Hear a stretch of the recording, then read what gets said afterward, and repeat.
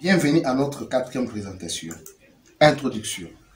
À l'approche de la publication des résultats du deuxième semestre, toutes les fiches de cotation des enseignants sont remises aux titulaires de la classe de quatrième année scientifique de l'Institut Bancase, M. Kapinga.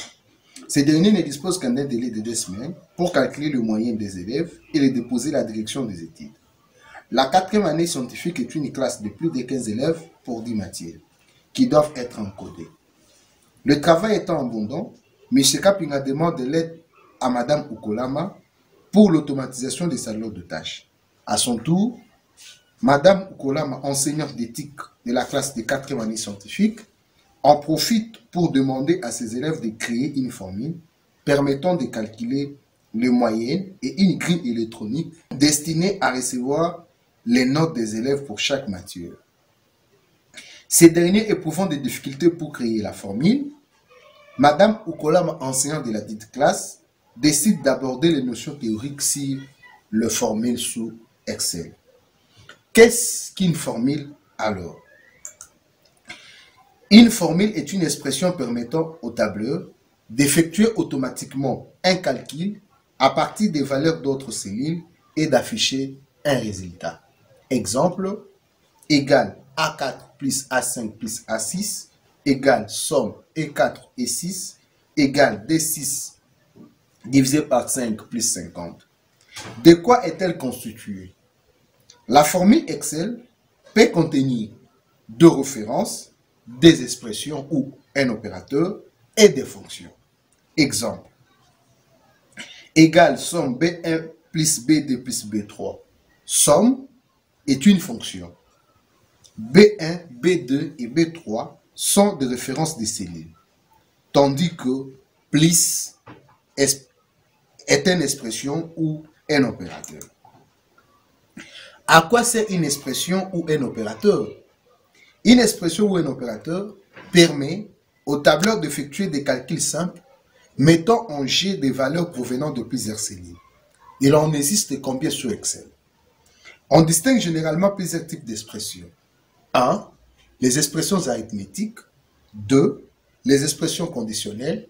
3. Les expressions texte ou opérateurs de concaténation. Qu'est-ce qu'une expression arithmétique?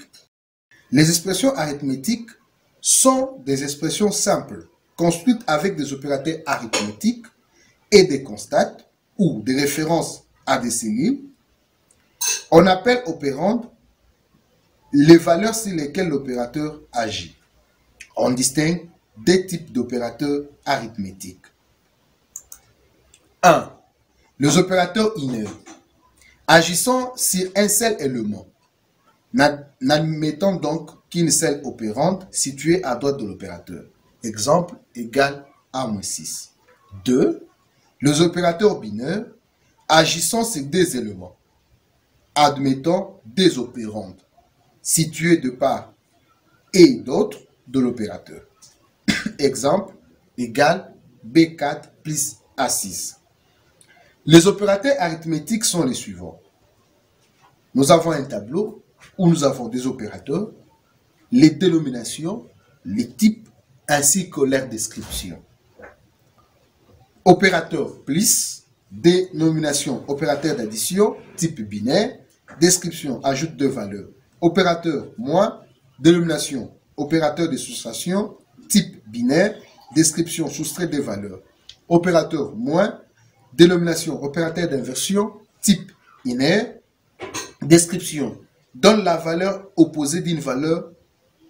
Opérateur star, dénomination, opérateur de multiplication, type binaire, description, multiplie des valeurs.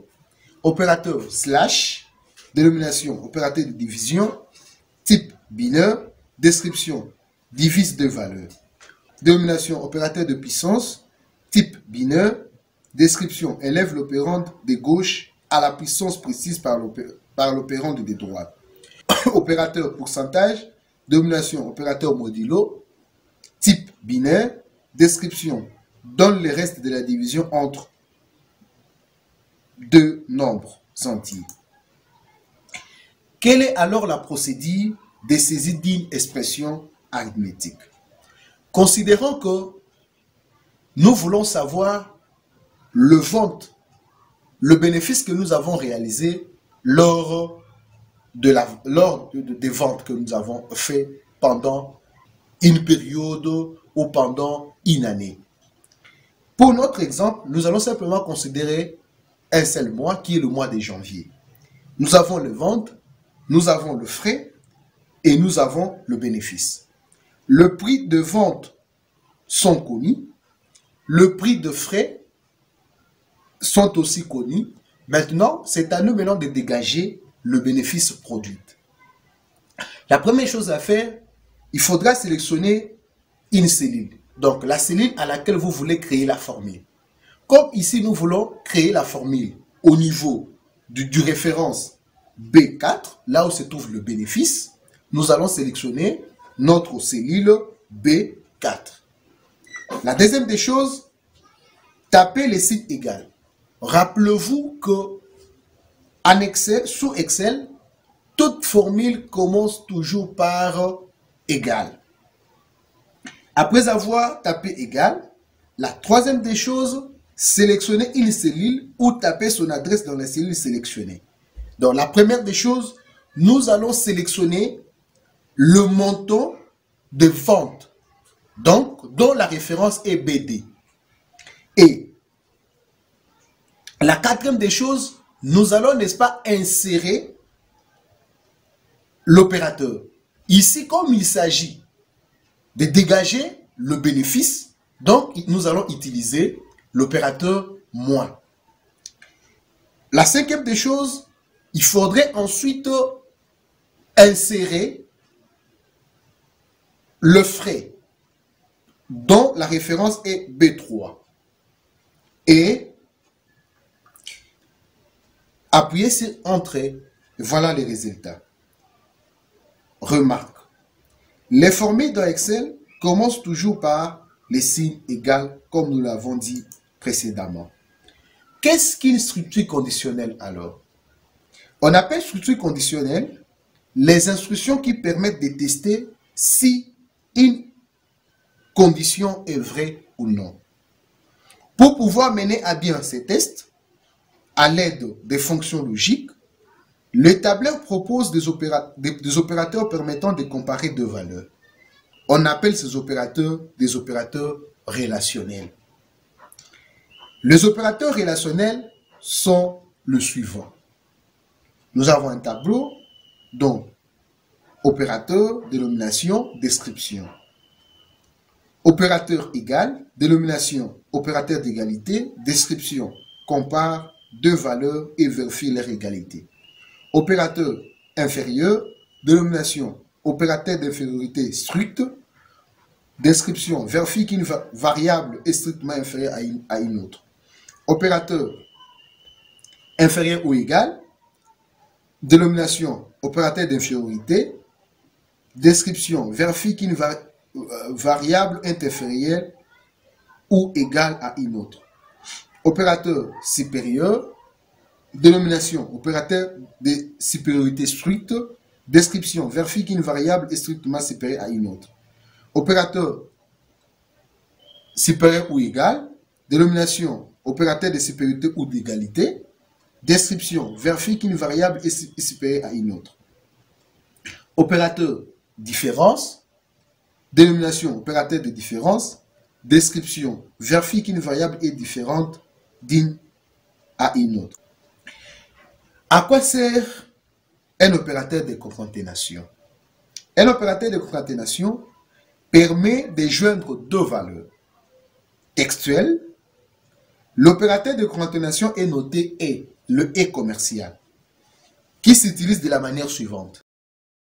Dans l'exemple ci-dessus, la valeur de la cellule B, 15, total toute taxe comprise, est calculée automatiquement en concaténant la valeur de la cellule B13, dont la référence absolue est notée B13. Une chaîne composée d'un espace et la valeur de la cellule E5, dont la référence absolue est notée E5. Grâce à la formule suivante, égale B13 et espace et commercial et ensuite E5. Qu'est-ce que cela veut dire ici? Vous allez constater avec moi que dans notre tableau que nous avons devant nous, nous avons déjà la valeur qui correspond aux références B13, qui est le total. Et nous avons aussi déjà notre valeur qui correspond, n'est-ce pas, à la cellule E5, qui est toute axe comprise. Maintenant, nous voulons afficher directement les deux valeurs au niveau de notre cellule B15. Qu'est-ce que nous allons faire? Nous prenons, n'est-ce pas, la référence de la valeur de la valeur B13 que nous allons mettre en référence absolue en concaténant cette valeur avec la valeur se trouvant dans notre référence E5 en utilisant les E commerciales pour concaténer. Et voilà les résultats. Nous avons total, toute axe comprise de façon automatique. Tâche.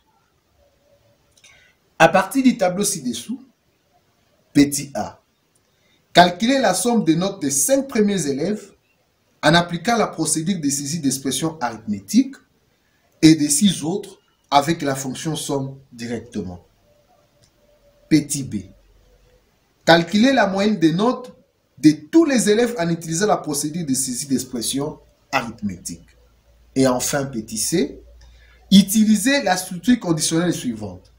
Si moyenne supérieure à 10 et que toutes les notes sont inférieures à 8, affichez, bravo, vous avez réussi votre année. Sinon, vous devez subir le repêchage. Rendez-vous à la 5e présentation. D'ici là, portez-vous bien et restez chez vous. Bye!